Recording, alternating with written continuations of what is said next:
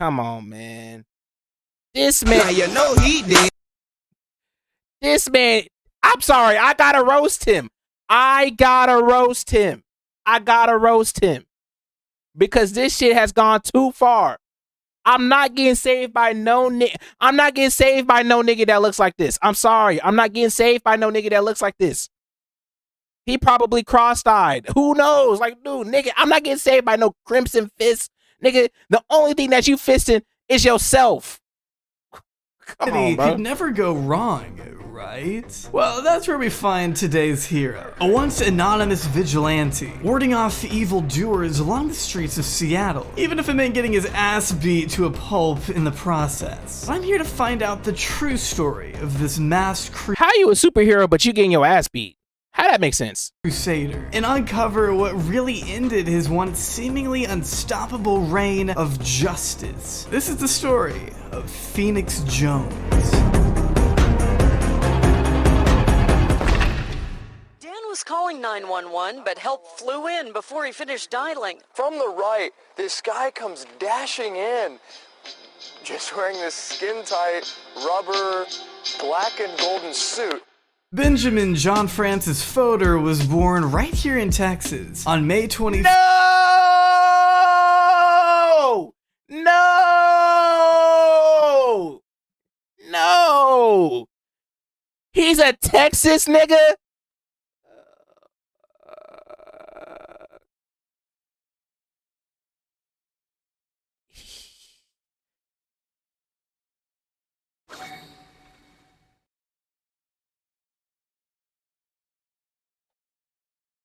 I know this man.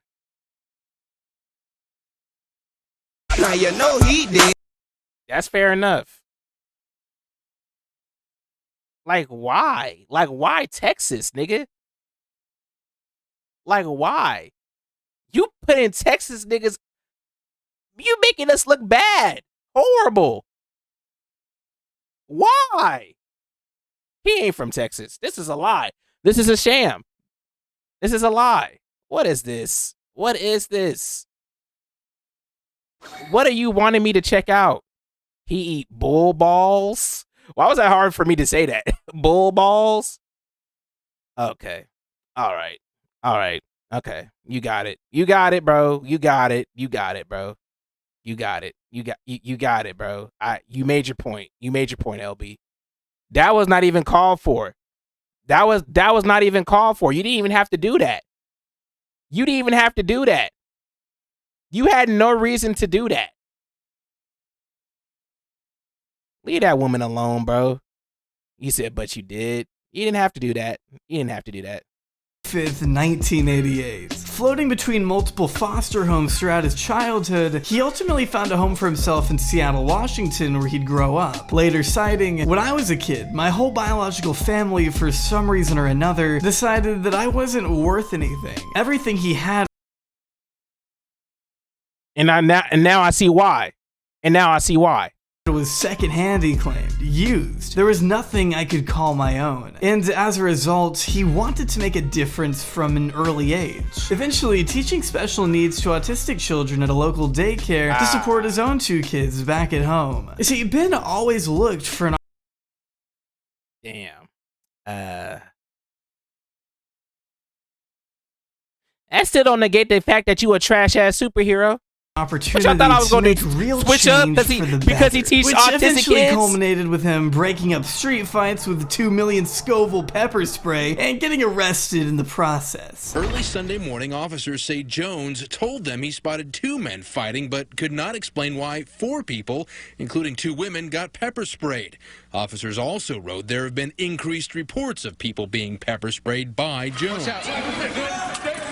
But hey, we'll get to that. First, we need to figure out how in the hell a mild-mannered daycare worker went from assisting young children in a classroom to brooding around the Seattle skyline with a taser stick. You've got a baton that's a taser, I guess, or something? Yeah, that's pretty. Okay, I ain't gonna lie to y'all. I'm not gonna lie to y'all. Hold on. Stick. You've got a baton. I wasn't expecting this nigga to be real. I thought that picture at the beginning I thought that picture at the beginning was like some fake shit. You know what I'm saying? I thought it was like I thought they were like, they were like Comic-Con or some shit. I ain't know this nigga was an actual. I know this nigga is not a real. He think he a real superhero. I know this man is not a real superhero.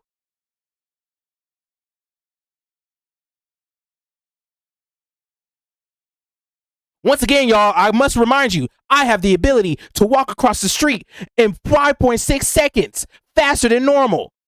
Yes, sir. Yes, sir. Do you need a hand? Do you need a hand, sir? Do you need a hand? I can walk across the street faster than any man alive. Do you need a hand, ma'am? Yes, sir. Yes, sir. With the pepper spray? Like, bro, who the fuck this nigga think he is, bro?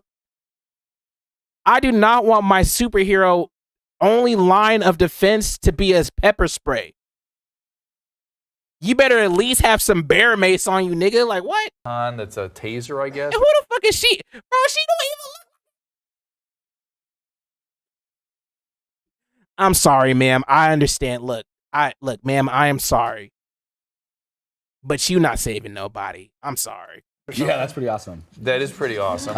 Jesus, he's not messing around. Well, except for the time he got caught in his own net gun and had to wait for the police to cut him out. Guys, I'm looking at this looks like a Batman-esque, which I never thought I'd see in real thing life. About that. Like, okay, yeah, he had a little bit of a rough start before he was ever recognized as a superhero. For the first couple weeks, in fact, no one could even tell what he was trying to be. He looked crazy. See, this is what happens when you don't bully niggas. This is exactly what happens when you don't bully niggas. I must say it again. Bullying is not a bad thing. It builds character. Trust me. What I tell y'all before, bro. Bullying builds character.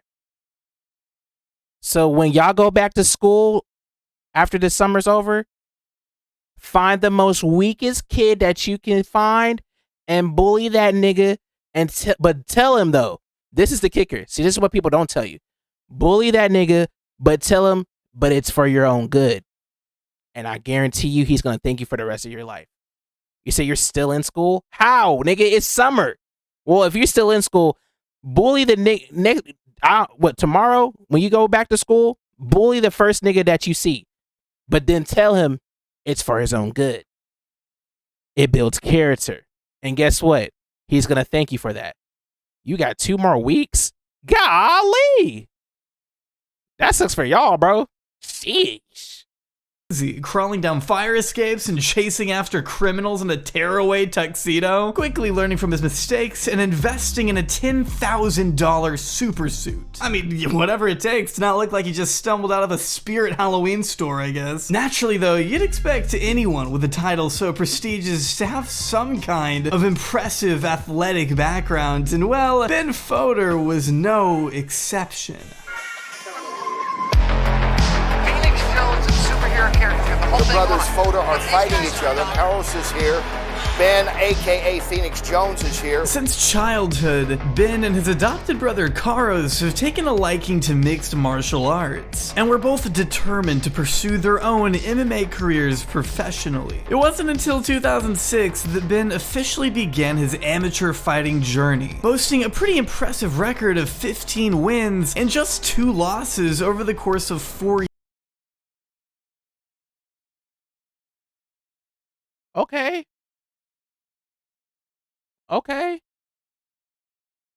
So that nigga actually got hands. I respect it. I respect it. That nigga actually got hands. Hey, hold on. This nigga right here.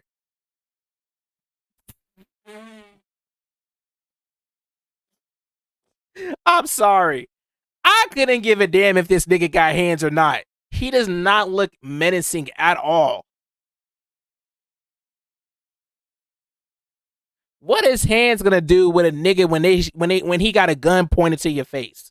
What you gonna do? Mace that nigga? Oh wait, not even mace. You got pepper spray. What you gonna do? Pepper spray that nigga? I hope that shit bulletproof, bro. I hope that shit is bulletproof. That's what I'm saying. This nigga does not scare nobody. This man does not scare nobody. For years. That is a nice shiny belt, man. How's it feel? Well, you know, it feels like it felt last time because I beat up Tyson Cunningham and then he hid somewhere far, far away in a distant land. Operating under the alias Fear the Flat Top, Ben was so good at fighting, he eventually broke into the professional scene in 2013, along with his brother, a now UFC veteran. So I think it's safe to say Ben isn't really a stranger to combat. A fighter at heart with a passion for aiding his community would make for a deadly combination in the eyes of Seattle street. Okay, now maybe now okay. But yet again, I gotta say this. There's a difference between fighting barely naked and fighting with a full rubber suit. That's two different things. Of course, this nigga gonna be more flexible if he fighting with a fucking swim trunks. Just because he's able to fight, though, don't mean that he can able to fight with a suit. Nigga, I'm still following this man. Street criminals, at least. Beginning with a very peculiar moment in Ben's life that would go on to change everything.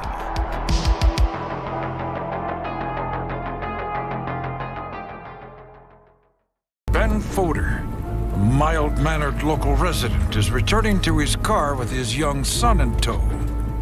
I realized my window's been broken and glass has been smashed on the ground out in front of the car, and he's cut himself on it. Oh. I didn't know how to tell my son that it was going to be safe next time we went out, and that this wouldn't happen again if I personally couldn't tell him I did something about it. What makes a hero? Courage, resolve, and a passion for justice. And a whole lot of controversy, depending on how you look at it, I guess. We basically are a citizen prevention, like, eyewitness group. We see a crime take. Now you know he did.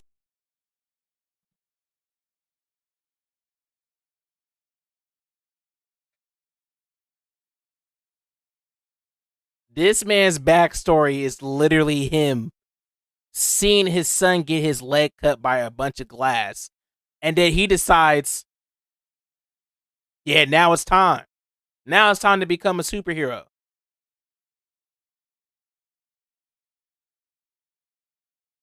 Place. We run to the victim. We ask him if he wants us to press charges. At that point, we go after the bad guy. See, when Phoenix talks about crime, he isn't talking about meme thievery or illegal music downloads. Instead, our friend is more concerned with felonious activity on the streets, making sure car thieves and drug dealers face the brutal fist of the law. A practice he first put into action by patrolling rooftops, alleyways, installing a computer in his car, basically keeping a constant eye on the streets themselves. Always on the lookout for anything that could be considered unlawful or questionable while... I know this man did.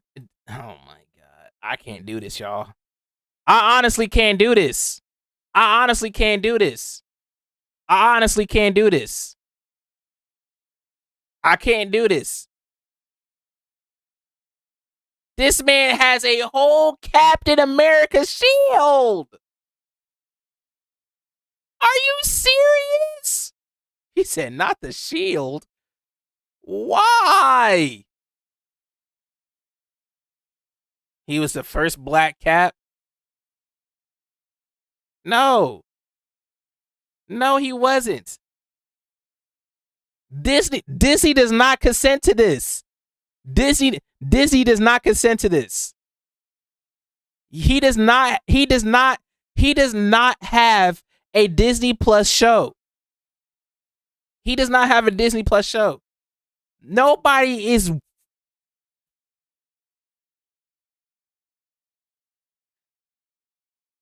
He said one Glock and he's done. It literally takes one stab, one hit to the head, one. Bro, I'm taking your shield and I'm tasing you, bro. Like, come on, man. Like, And he from Texas, bro. That's honestly the most disappointing thing about this. Dressed in what could be mistaken for a gimp suit. When I started breaking apart fights, I had no outfit or moniker or symbol, and people started recognizing me in everyday life. It got kinda dangerous and very uncomfortable. This suit is what people recognize, and when I take the suit off, I'm able to live as close to a normal life as possible until I put it back on.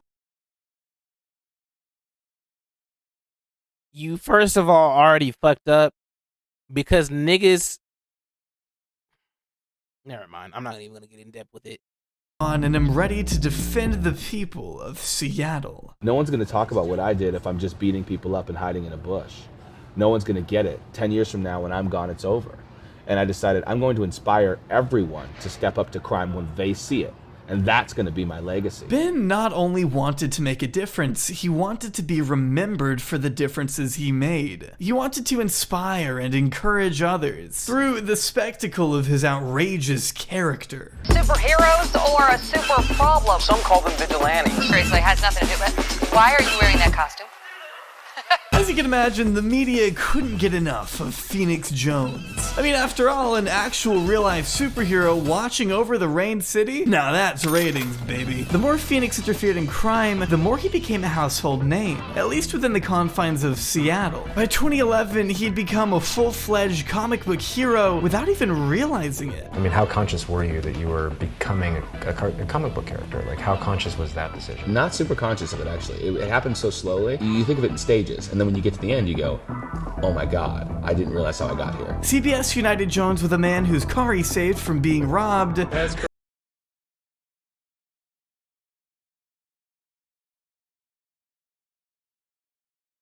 This man wants to be the main protagonist so bad, bro. My nigga, this is not my hero. Now you know he did. Jesus Christ. You know this man, this is not my hero. I'm sorry, sir. You have no quirks. You have no abilities. Stop it. You acting just like Deku right now. Stop it. You are not All Might. Stop it. Why? Crazy. Nice to meet you, brother. How you doing? It's good to meet you, man. Wow, that's insane. ABC aired footage of our hero preventing an intoxicated civilian from getting behind the wheel. Hey. You back up. Stay back. Stay away. I don't want to have to tase you. And YouTube videos of Phoenix out in the wild began going viral. But watch this. There's a video of it. You can see it on that one too. This is exactly fucking cosplay dork. By this time, he was getting clout hand over fist. But not all the attention was positive, as evident by the time he disrupted a crowd of civilians and was arrested for pepper spraying 4 people he thought were fighting, but police claim were dancing. The people involved said, no, there was no attempted murder, we were just dancing, and he came in and started pepper spraying us. Disaster. So we have video of this.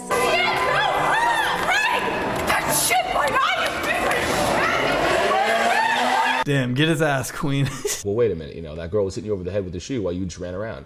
Absolutely. I'm trying to stall. That was the right thing to do. That was I'm trying to stall, get the police there, get them to do their job, you know? In this particular case, he perceived that the group was fighting, and when we contacted them, they said they weren't fighting, retorted Detective Mark Jamieson? I don't know, it's fucking cop. According to ABC, this wasn't even the first time he had been accused of using pepper spray that night. Unfortunately, he used force. He committed a crime, an assault against these individuals. That's against the law. An assertion that flew directly in the face of the claim Phoenix made. Honestly, what happens is I'm walking with a journalist and a guy, that guy right there, actually. Ryan McNamee records all my videos. He just makes sure I don't get like arrested or people say, you know, something I didn't do. We're walking on First Avenue and he actually spots it. He goes, oh my God, huge fight. And then the reporter that I'm with is like, hey, go.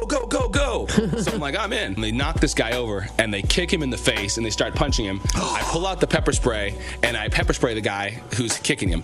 That's it. You're standing by your principles. No, I've in the super suit on patrol. I have never once broken the law to this day. So regardless, this little tiff would follow Phoenix the rest of his career, even being invited onto Fox News to discuss whether or not he should continue fighting with a lawyer. Well, here's the problem. And listen, Phoenix, I love what you do. I think you're a courageous man, and we want to see you around for a long time. And it's for that reason that you have to stop doing it. But look, you don't have adequate equipment to do it. There's a training issue, and there's the fact that there's not legal authority to do it. Furthermore, whenever you inject yourself into an issue, there's always the problem that could get worse. But our superhero said it best. Crime is not okay. And when he takes to the streets dressed like that, it's no different than when a guardian angel puts on a red beret, and we all know what they're there for, to help stamp out crime, or to be there if something were to happen. I say it's A-okay. Yes. Mace isn't going to kill anybody, and he didn't use it unnecessarily. The police confiscated this suit.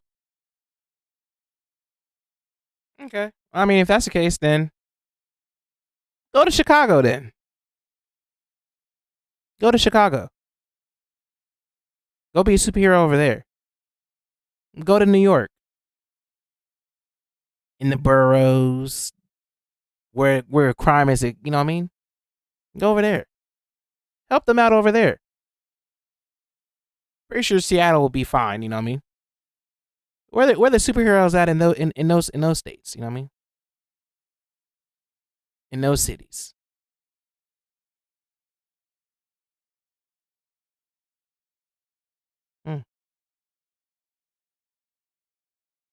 You know what I'm saying? That's all I'm saying. They stole his $20,000 suit, confiscated, and they called it. Wait, what? Why they steal this nigga's suit?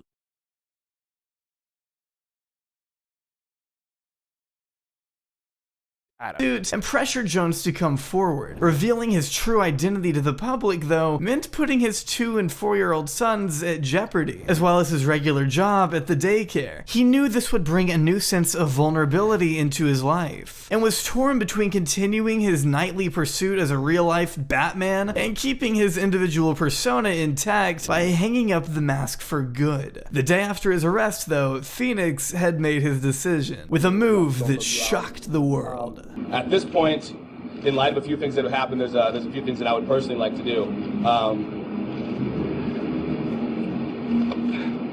I'm Phoenix Jones. Whoa! Whoa! For real? Wow, I did not know who the hell this guy was. I did not know who the hell this guy was. I'm glad that this man revealed to us his identity. Aren't y'all surprised, y'all? Aren't y'all surprised? Are y'all surprised? Are y'all surprised? I didn't even know this was Phoenix Jones. That's crazy. That's wild. This new My Hero episode's gonna hit expeditiously. I'm also Ben Fodor. I also protect the city. I also am a father. I also am a brother. You know, I'm just like everyone else. That's right, the elusive crime fighter who pepper sprayed drunk patrons in the street just the night prior was actually known fighter Ben Fodor, an already local celebrity. You know, I'm going to do what I've always done. I'm on the streets, and if anyone wants to join me or help me out, send me a message, find me on Facebook. Despite begrudgingly revealing his identity in 2011, Jones continued doing what he loved most, getting bludgeoned by baseball bats in front of nightclubs and peeing out blood on a regular basis. I end up getting stabbed. And we have a date the next day, and I can't go to the hospital, and I can't, reveal my secret identity. So I thought to myself, what do? I'll just glue it. So I went home, I glued it shut, and I went on our date. In the middle of our date, I start bleeding at the dinner table. So it was pretty much, secret identity was pretty much gone. You are pure romance. Yeah. Have there been any moments where you've had serious doubts about what you're doing? After I got shot the first time and woke up under a dumpster. Why are we yelling? Why are you yelling? See, if Phoenix wanted to continue his nightly patrols, he needed a team. Besides, what's a Superman without his Justice League? Is that a Power Ranger? The Rain City Superheroes, a movement of citizen vigilantes and costumed activists spearheaded by none other than Phoenix himself. Beginning in 2011, the self-proclaimed fighting brigade consisted of regular everyday citizens with their own backgrounds in either MMA, law enforcement, firefighting, or the military. Are you serious? Hey, what's up with this guy humiliating us, though, man? Humiliating? I'm Mexican, man. What's up with the sombrero, man, in the motherfucking mask, man? Outfitted.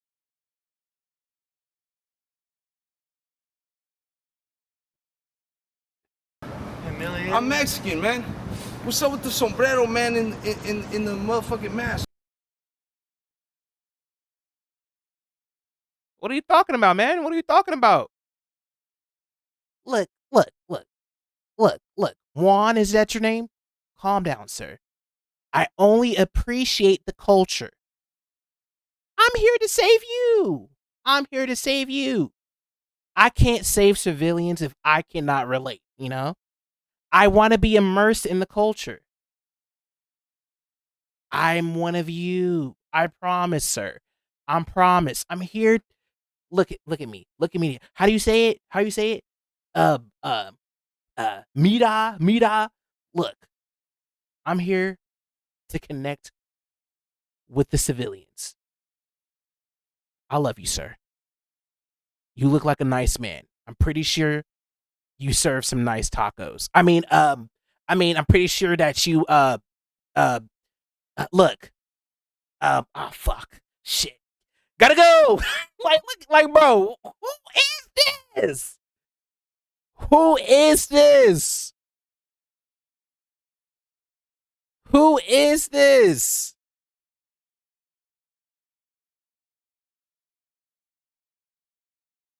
Who is this? I'm not getting saved by no nigga with a sombrero on. And a fucking and a fucking Rey Mysterio mask, bro. Looking like McCree, bro. This is not Overwatch. Oh.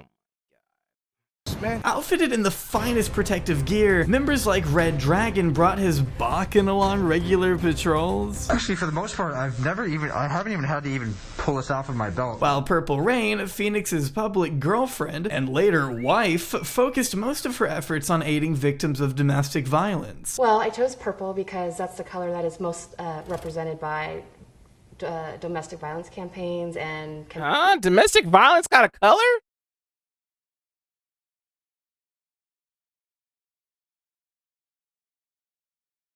No wonder why Uzi hair was purple. I mean, don't clip that.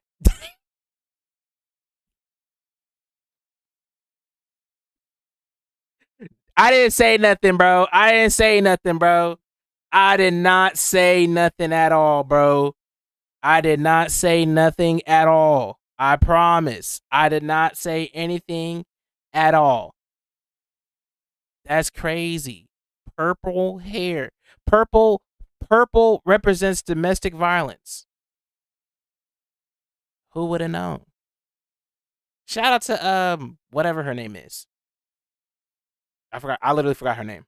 Campaigns against bullying. With so many conflicting intentions between his 10 team members, Team 10 members, Phoenix was sure to implement strict rules and guidelines to ensure nothing got too out of hand. You know, it's hard to convince anybody of the same thing, and it takes an extreme personality to put on a mask. And once you do, you have to deal with all these different personality quirks and reasons for us doing what we're doing. And before you know it, you got 100,000 different views. You know, the reason my team has been so successful is because I keep them like this. You know, I'm like, super, this is what we do. And if you don't agree with it, leave. With extremely rigorous background checks and criteria to get in, Phoenix once stated he rejected 6 out of 6 applicants while searching for new recruits. Ultimately, the challenge was to unite them all under the same basic principles, which would ideally keep the peace with Seattle PD and private citizens alike. At first, the group managed to develop a pretty positive reputation within the community, even circumventing a domestic terror attack on a local courthouse during the 2012 May Day protests. Or as Gawker journalist Adrian Chin wrote, idiots in superhero costumes reportedly pepper spray Seattle May Day protesters. We didn't pepper spray anyone. We pulled it. We didn't spray anyone. All the body cam footage was pretty easily accessible to the public despite being shot on a fucking leapster. If you look closely, you can see all 4 pixels. Fuck you! You're a piece of shit, motherfucker! Have a good day. It was nice meeting you. But regardless, and you're black. I mean, much of their footage would also be turned over to the police directly. How many arrests have you made? That are provable. We've made somewhere around the 50 mark. How about not provable? Probably somewhere around the 120, 130 mark. 130 arrests. Something like that. According to Phoenix himself, the amount of arrests made throughout the RCSM's run was pretty substantial. They prided themselves on making a huge difference. But with stakes so high, it would only be a matter of time before a situation would escalate beyond Jones's control.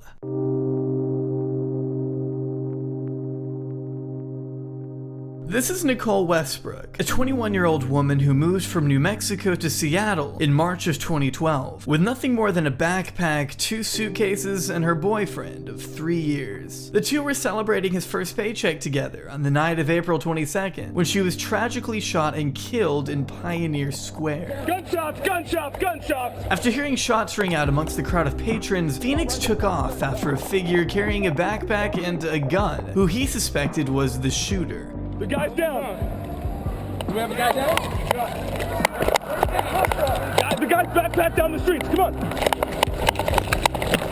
He's got a backpack. He's this way. Turns out Nicole was hit by a stray bullet intended for the man Phoenix was chasing. She was merely the accidental victim of a drive-by shooting that has yet to be solved to this day. The disastrous events of that night would weigh heavy on Phoenix Jones, as it was one of the first real instances where he felt like a failure, like he had betrayed the community he had sworn to protect. He was there to witness her death, but he was incapable of doing anything about it. There's a guy down here. Is he down? Is he hit? Oh, come on down. Where we go? I'd love to blame the Seattle Police Department entirely. That would make me feel better, right? But when I saw the guy with a gun, I remember thinking, this is super terrifying. I wasn't running at full speed. When the cops stopped me, I felt kind of relieved. I was more than happy to stop. I was nervous. After sitting on the pavement,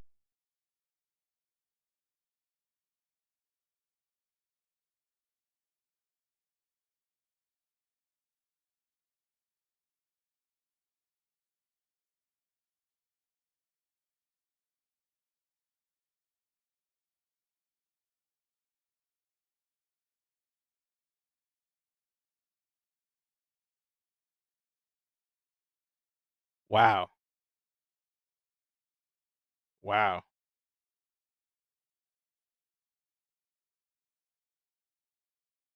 That's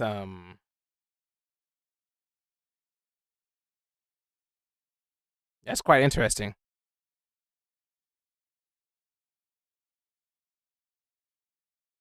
Wow. Pavement in a state of disbelief for more than an hour, he watched the paramedics carry Nicole's body away. He was gutted. A fire engine drives by and washes the blood off the sidewalk, and it runs down a drain, he described. I just kept sitting on the sidewalk. About another hour goes by, and people start walking by for work into their normal everyday life. My world is completely changed. People don't understand, and they don't get it. They're not going to care unless I give them a reason to.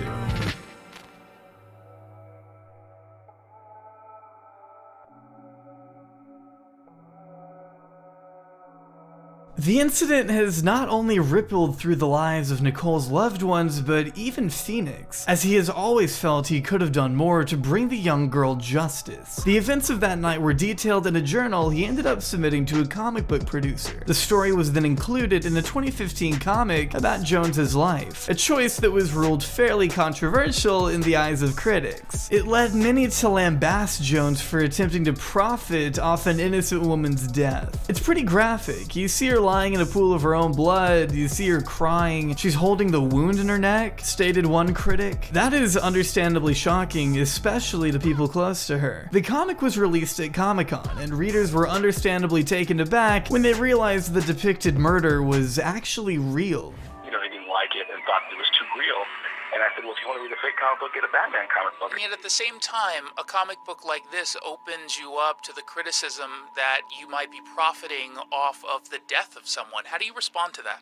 I don't know. I mean, I guess I'm just telling my story, and this happens to be a part of my story. Phoenix doubled down and cited the event for heavily shaping the remainder of his career. Nicole's sister even defended his decision to publish the story, suggesting it could potentially lead to finding her killer. Phoenix even included a hotline for tips regarding her case on his Facebook and website. This wasn't the only time Phoenix faced a barrage of criticism. In fact, being attacked for his unorthodox antics was a pretty common theme throughout his crime-fighting ventures. If you couldn't tell by now, Phoenix always had a rocky relationship with law enforcement. You are accountable for your actions, so you have to be able to defend whatever action you take, and that applies to everybody. It's not something that we sanction as a department. It's not something that we authorize in any way, shape, or form. This is Seattle, and Seattle's a very unique city. What I'd say to Phoenix Jones is, hey, you're doing a pretty good thing. You okay, brother? But there's a line, don't cross it. They didn't like him interfering in the situations they claimed to have under control. Not to mention their concern of excess 911 calls from civilians who may mistake Jones and his fellow costumed crime fighters as criminals themselves. Some weren't too keen on these efforts. People who might view Phoenix as naive or pretentious or a publicity seeker, and even some circles a bully. Oh my God, it's ridiculous. We beat some like guys who like can't really fight that well.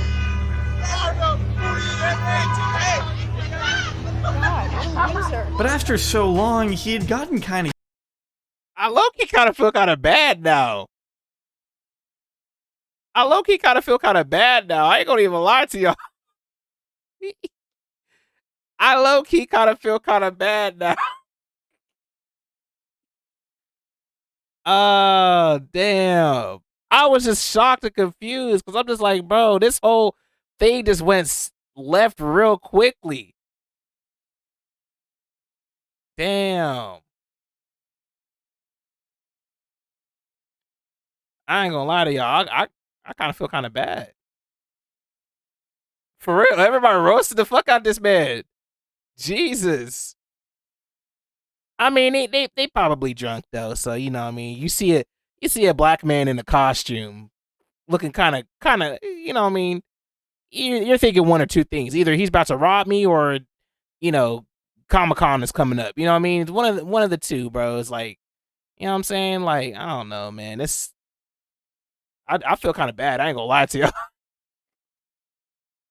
I can do that. I ain't gonna lie to y'all. As soon as a nigga try to roast me, I'm gonna be like, you know, fuck you, bitch. Exactly. Fuck you. Pepper spray. Pepper spray. Pepper spray. Spraying that nigga in the eye. Had many counter arguments locked and loaded for any naysayers, always maintaining the belief that what he was doing was far from illegal. Oh, if you're grabbing somebody by the arm and you're physically touching them, can I do that to somebody? Depends on what they're doing. I mean, if they're breaking into someone else's vehicle, then yeah, because that's a felony. So I'm sitting in a restaurant and some guy starts... Now you know he did. And grab them? Technically, no. Technically, at that point, what you can do is put yourself between the wife and him, but the minute he strikes you, you can grab him. I don't see no sense in anybody dressing as a hero. Yeah, as long as the cops are doing their jobs. Let them do their jobs. But as the years went on, these attacks became more personal, more damning, especially around the time the Rain City superhero movement fell apart. Towards the end of 2013, the famous Seattle Hero Collective was beginning to fracture from the inside, accelerating with the departure of Phoenix Jones' longtime partner, Purple Rain. From 2011, Purple Rain had remained an instrumental figure in the RCSM, serving as the group's oracle, according to their wiki. Most of the work I do is at home doing research. So I do a lot of research on the police reports, and I pay attention to the just like the police calls in general, the incidences that they respond to. I see how long it takes them to respond, where they're responding to, what types of calls. So you're Alfred to Batman here? We joke that I'm more like the Oracle. You're like the Oracle. In addition to working alongside a counseling center for victims of domestic violence, she also founded her own nonprofit titled the Purple Rain Campaign, a donation site that went on to provide various resources for more domestic abuse victims. Her work went so far as to reward her for the Women of Courage honor from the University of Washington. But in November, she took to Facebook and announced her resignation from the Rain City Heroes, in addition to splitting with her husband, Phoenix Jones. I have always conducted myself in a professional and respectable manner, and do not wish to share the details of our separation. I also do not have any information about any of the allegations made against him, so please do not inquire. But what allegations could she be referring to? Well, this is where it gets a little more dicey. What's Wizard? I don't know, Wizard. Well, what's Phoenix Jones's deal? He's gotten into a lot of trouble. I'll say that on camera. Okay. Y'all stay safe, okay? All right, thank you. We talked about how Phoenix is no stranger to criticism, but 2014 is where the backlash is really kicked into overdrive. Starting with a pretty disturbing Facebook post published by fellow Rain City superhero Shockwave, who started the post beginning with the words, "Phoenix Jones is a con artist." Shockwave?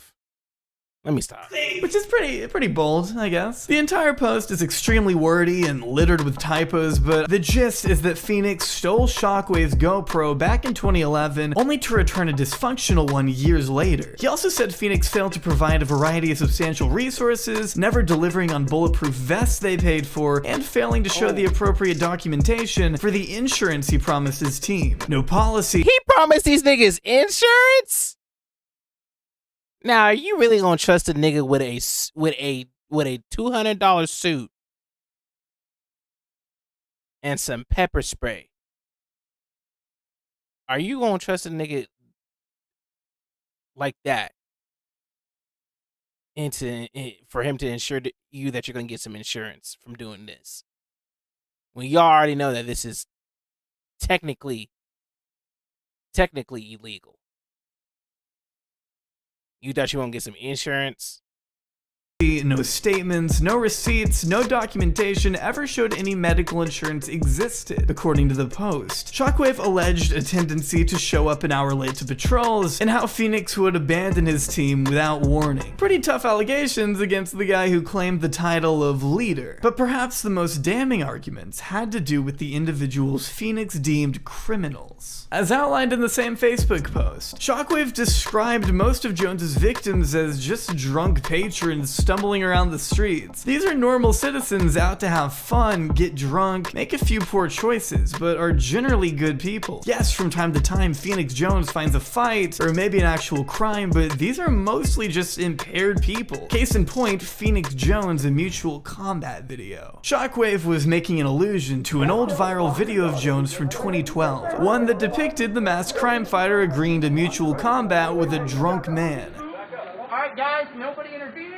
These two. Roll call. Alright, about to see mutual combat. With Washington being a mutual combat state, citizens are actually allowed to publicly fight one another so long as both parties consent. But Phoenix— What? So niggas is running fair ones in Seattle? Okay. I respect it. I respect it. I respect it. I respect it. They running fair ones in Seattle. Okay. Okay. I respect it. I respect it. Phoenix was a trained MMA fighter going against this random inebriated man in the streets, and as Shockwave asserted, there was an imbalance of coordination and mental reasoning at play. Would MMA allow one fighter to be drunk while the other is sober for a fight? Had those guys been sober, would that have happened? Shockwave was of the belief that Jones went out of his way to target these incapacitated civilians so he could go home, write about them in his diary, and make himself look like more of a hero than he was. He was a great storyteller, he insisted. I encourage all who read this to share my post and spread the word. Do not become a victim of Phoenix Jones. What Jimmy didn't know was that Ralph was sick. A sickness that was not visible like Hey! Unlike the criticism he was used to, these words actually carried weight, as Shockwave was not only a former Marine, but had worked with Jones for years prior to making this post. He was fed up, especially after feeling his friends on the team had been betrayed by the man they trusted. As a result, people were actually starting to look at our hero in a different light. Maybe Phoenix Jones wasn't as altruistic as he seemed on the surface. What do we do when something really bad happens? What number do we call? 911! That's right. All right.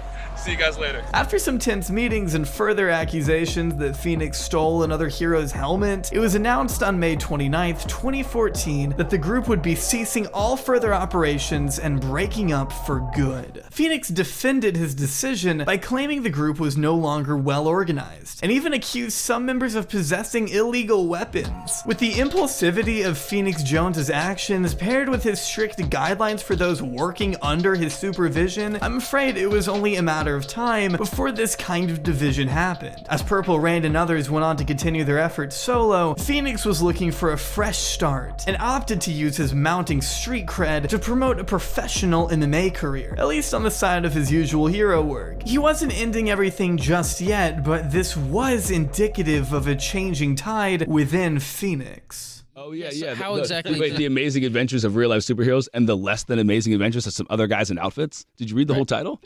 Right. How many crimes have any other superheroes other than me stopped in Washington State? Phoenix Jones was never the same after the Rain City superheroes disbanded, as his behavior since teetered on the line of carelessness, threatening to harm people in their own homes, going on tirades, declaring himself the only real superhero left. It just wasn't in line with the friendly neighborhood Phoenix Jones Seattle had come to know and love. Phoenix Jones was the one thing I did that didn't have anything to do about my ego originally. I mean, it did at the end, but certainly didn't at the beginning.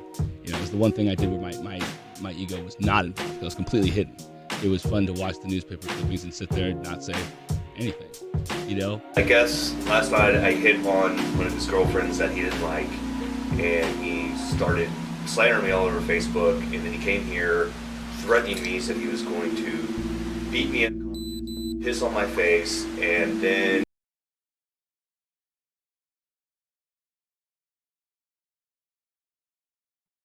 Yeah, I don't feel sorry for this nigga no more. I don't feel sorry for this nigga no more. What kind of superhero literally gets, bro? You literally threaten this man. You supposed to be protecting niggas. You get mad because this nigga talking to one of your bitches?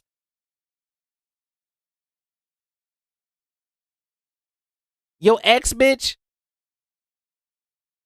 Listen to some Future, nigga. Like, come on, bro. when she went downstairs to tell him to leave, he said if I didn't come out, Now you know he did. He also said he was going to kill me, that I need to be dead. I have all these screenshots on. Yeah, he texted him saying that. That was timed perfectly. I have them all on my phone. After years of posturing a reputation built on honor and justice, seeing him leave a criminal unconscious by the side of the road and tweeting the police to come pick him up seemed wildly out of character. He even left a headshot of himself as a business card for when the guy wakes up. It's bizarre. It's insane. He was so different compared to the man who originally took to the streets in 2010. The selflessness had completely faded from his persona by 2016. It really did feel like his star was fading with his pure intentions as Phoenix began. I ain't gonna lie to y'all, this literally sounds like a Netflix documentary, or like not even Netflix documentary. This literally sounds like a Netflix show, bro. This literally, you can't tell me and sit up here and say that if you was to pitch this to Netflix or to Hulu or Disney Channel or something. Well, not Disney, because probably a little too violent. But like Paramount Plus or some shit like that. You wouldn't tell me that this would not get picked up, bro. They picking this up. This is a smash hit. Began to make fewer and fewer public appearances until his final disappearance towards the end of the decade. He was no longer patrolling the Seattle streets every night. In fact, it seemed he had vanished from the public eye for good, seemingly for no reason. Where was the man who once couldn't get enough of the spotlight? And what could have led him down this dramatic path of reclusion? I mean, handing out food to homeless people. I mean, handing out food to the homeless is awesome because it gives you tips. The homeless is the best way to get tips in the city. But if you need a food handler's card to fight crime, you're not fighting crime, okay? You're a real-life sandwich handler. You are a LARPer with a bag of food. I am a superhero.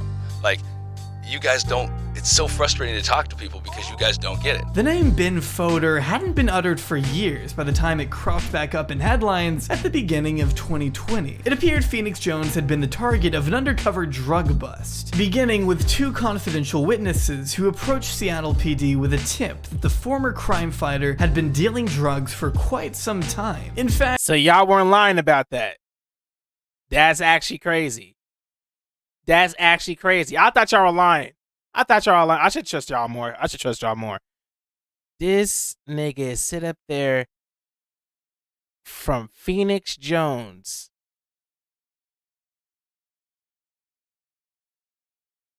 to a cartel member in less than 2 years, serving crystal meth. In fact, those closest to Jones considered it more of an open secret than anything. Homelessness is really weird because I want to say, you know, when you're homeless, you have to do certain things if you're going to survive. But at the same time, there's a certain way to behave and there's a certain way to just live in the society. Stealing is stealing. I'm not going to let you get away with that, and especially detergent. This new way to get high with detergent, I found out.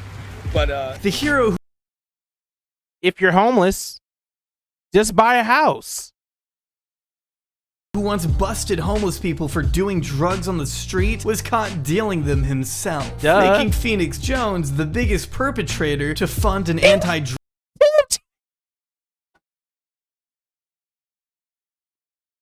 You can't make this up. Drug campaign with drug money since the U.S. government. He was kind of known, he was getting known out there for doing illegal stuff, that he was starting to become a drug dealer.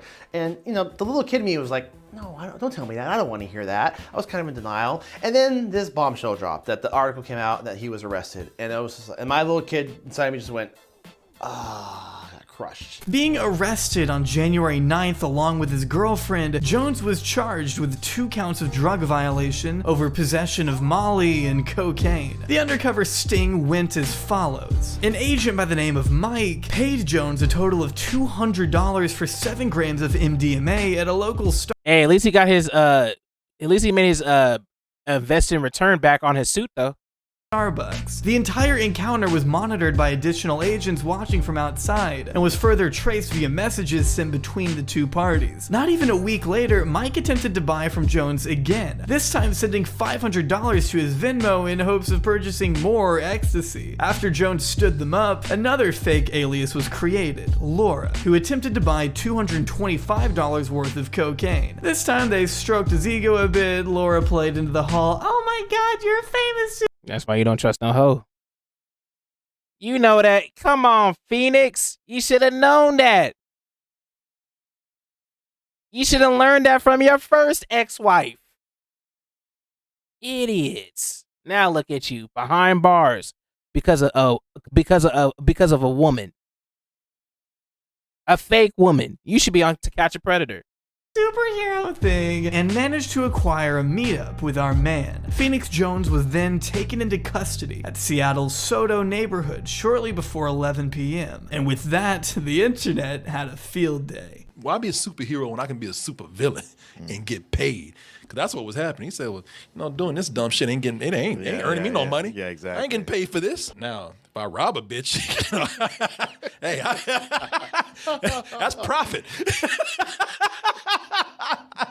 Let's read the story from Newsweek. Since then, Phoenix Jones has been quietly but I see nothing wrong with that. I feel like that's what he legit thought. What's the point of saving people if I ain't making no money off of it? Nigga, I might as well save the people by selling them crack. I might as well save the people of Seattle by selling them crack.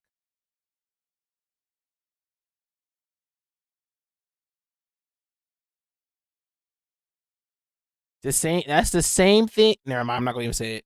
Fervently hinting at a return to the Seattle streets on social media, at least at the time of me recording this. Shooting new interviews and promoting vaccines on Instagram, bringing attention to various Seattle-based crimes. He's even been raising awareness for Nicole's case, in another attempt to find her killer and bring her family a type of closure. If you know anything, you saw anything, you heard anything, please contact the Seattle Times or the Seattle Police Department. I'll be there tonight at 11 o'clock holding my own vigil. I do it every year. If you know where the spot is, feel free to join me. If you don't, you can DM me. Take care of each other. Get the vaccine. Be safe. If there's one crime I want to solve in my life, this is the one. So if anyone knows anything. Well, you failed. So, yeah. This is the one I really want to solve. Thank you. Despite a rocky 2020, it looks like Ben may be well on his way back into the spotlight. But that doesn't mean everyone's gonna be happy about it. Really? Oh yeah. I just saw like one video of him online once. Yeah, I know. He's come out of retirement after he just got jailed for dealing drugs and running from the cops. What? And I don't believe in philanthropy at all. I think that everything we do is to help ourselves. We go out and we help people because it makes ourselves feel good, makes you feel good, and makes you continue doing your thing. You know, if I've learned anything from patrolling, it's that people don't care about people. I don't know what Phoenix is planning from here, but if he's really returning to the streets, I'm sure we'll be hearing more about him. Say what you will, but he's a pretty interesting guy. Hoping to inspire others from a young age, he planned on using his skills for good. At least that's what he prided himself on. But as his celebrity status grew to such monumental heights, so did his ego, as Phoenix rarely missed the opportunity for a photo op. Perhaps this unquenched desire for constant publicity was the ultimate driving cause behind the destruction of his reputation. Preventing crime with a low profile and aiding local charities could have provided just as much good without the need to put incapacitated civilians in harm's way, and likely it would have allowed him to pursue change for a longer period of time. It's not like violence is the only form of heroism, but Phoenix became so entrenched by the limelight, it was hard for him to ignore. If you ask me, he began with noble intentions, but quickly lost his way as the years went on, and as Phoenix began to see more of the world. Between all the bad guys, police... He'd even put on his own mask. Yeah, you know he did. Oh my God. Now I'm gonna have to take that away too. But bro, now he'd even put his own mask on right, bro. This man is literally looking like Manta Ray out here with his neck piece out, bro. And then the rest of everything else, he don't even have his damn thing on right, bro. You think you will trust this nigga to save you? He can't even put on his own costume right. And shoes to have gone up against Phoenix Jones, his biggest challenge of all may just be his own ego. Keep on, keep on. That was actually pretty lit. I ain't gonna even lie to y'all. That was actually pretty lit. The fact that this man here, is trying to make a comeback is crazy to me. I'm not trusting no nigga with that type of suit at all. But, I wish the best of luck to that man. I ain't gonna lie to you. I wish the best of luck to him. I just want to know, like,